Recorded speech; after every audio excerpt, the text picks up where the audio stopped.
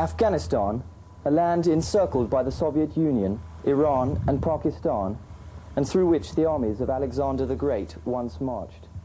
Invaded in 1979 by 85,000 Russian troops, it has been at war ever since. Here, in the valley of Jegdelek, 30 miles southeast of the capital Kabul, I am encamped with a group of resistance fighters from the Jamiat-e-Islam party, one of several different political and ethnic groups making up the Afghan resistance, or Mujahideen. The cry of Allahu Akbar, God is great, rouses one from sleep every morning. For the Mujahideen, this is a holy war. But the struggle against the non-Muslim invaders is also bound up with tribal feuds, different political parties striving for hegemony, and simple monetary gain from international aid.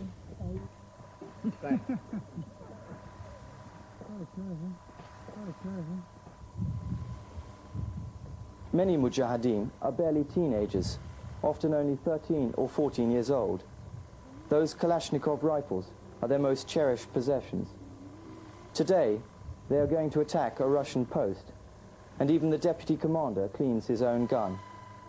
Only the cook has more important duties, preparing the tea. Habibullah, my guide, has spent 7 years fighting for Afghanistan's freedom. Like many Mujahideen, he has fought in different provinces, even in Kabul itself. How many Russians do you kill? 6. Good.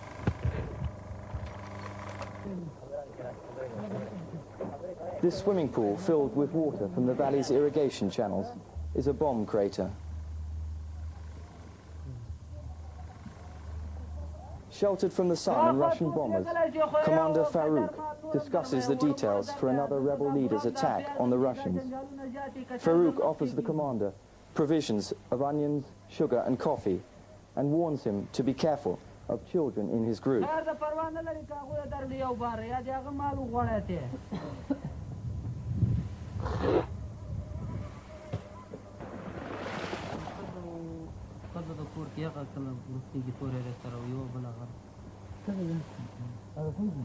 The varied physiognomy of the Afghan people reflects how over the centuries Mongols, Uzbeks, Greeks and other ethnic groups have made this land their home as conquerors, refugees or simply nomads turned farmers. The Mujahideen now begin the long march to war, with rockets and other weapons strangely called Stalin organs strapped to their horses and mules. They stop at a small resistance hut, indistinguishable at even a short distance from the surrounding mountainside and invisible to Russian planes. Here the Afghans prove their prowess at rifle shooting, their love of over 100 years. Hours later, several Mujahideen bands rendezvous together. They listen respectfully to Farouk, who gives the briefing for the attack and splits the force into 3 groups. Yet, independent and restless, the Mujahideen soon shuffle about, eager to air their own opinions. This proud man, with his Chinese machine gun, can remember the Third Anglo-Afghan War of 1919. For him and others, war is a way of life. The Mujahideen perform a short religious ceremony at this last mountain stream before the Russian post. Each Afghan washes his hands and carefully touches with his mouth, cheeks and forehead a sadar, or blanket with a copy of the Quran wrapped inside. This prepares them for a possible death. Even the cook will fight.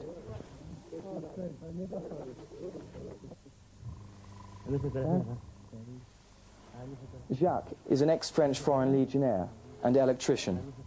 How long have you been with the Mujahideen? Now, 3 weeks. 3 weeks this year.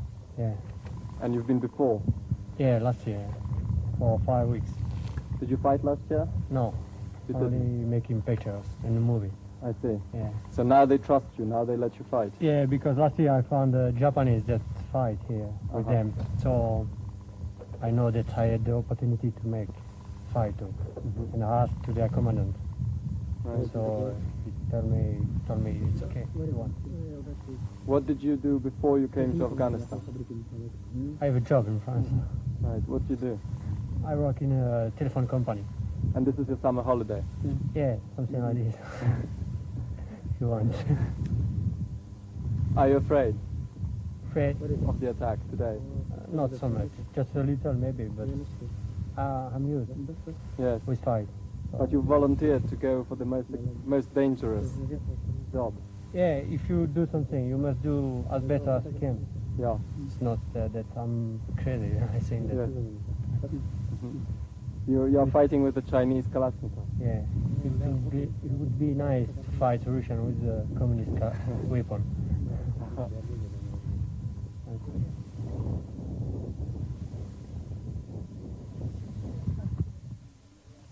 At 4 o'clock in the afternoon, scarcely half a mile from the Russian post, Farouk primes the rockets for the attack, which is set to commence at 5 o'clock.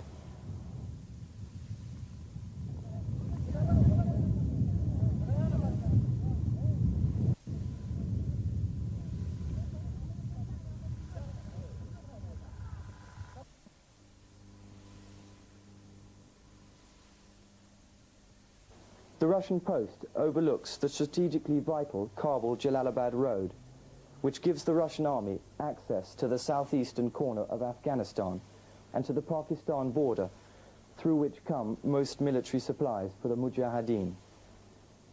This highway and the Kabul River lie in a 35-kilometer gorge named the Death Trap.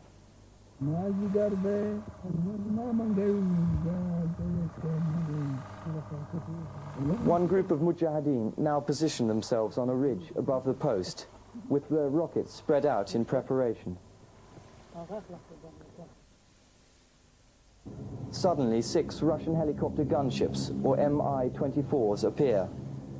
Their indestructibility, except by a direct hit on the cockpit or back propeller, and their awesome firepower, has led the Afghans to call them flying tanks.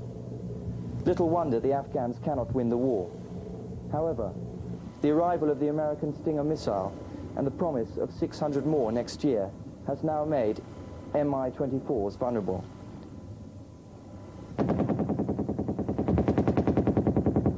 They have barely disappeared when the Mujahideen start the attack. The post receives several direct hits.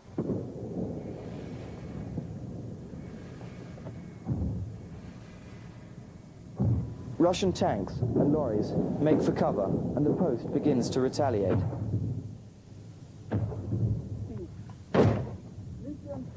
"Don't bother shooting, it's a waste of ammunition," shouts an Afghan.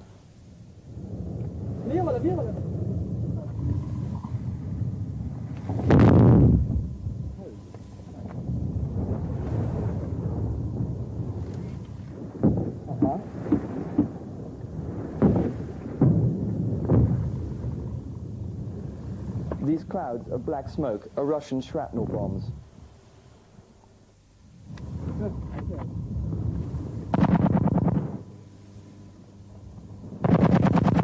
As the attack continues on relentlessly, some Mujahideen sit down and joke, their rockets finished.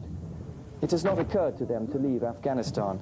This harsh, war-torn land is their home, and the war is their job, from 5 in the morning to 9 o'clock at night.